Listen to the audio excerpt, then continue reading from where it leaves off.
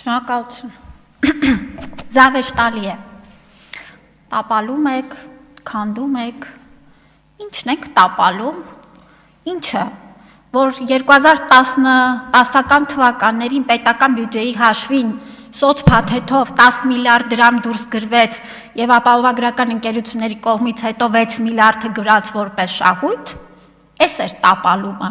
Իսկ մենք այս տարիների ընթացքում մանրամասն քննարկել ենք, ձևավորել ենք, ձևակերպել ենք, հաշվարկել ենք եւ ներկայացրել ենք ամբողջական ապահովագրական համակարգի ներդրման բարեփոխում։ Հաջորդիվ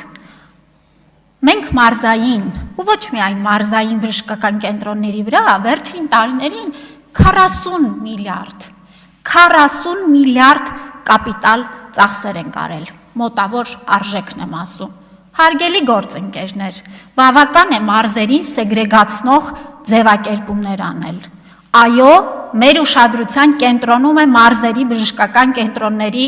ամբողջական վերափոխումը եւ այդ ճանապարհը սկսվել է 2020-ից, հենց առաջին իսկ ուրեմն կապիտալ ծախսերում ներառվել են հենց մարզային կենտրոնները։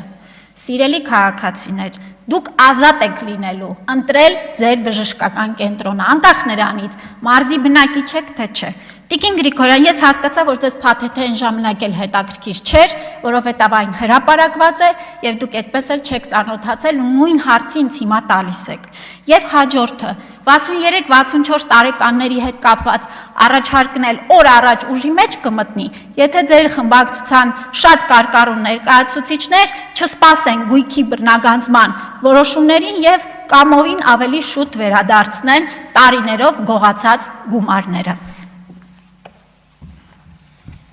Երկրորդում եմ ձեր վերջին մտքին։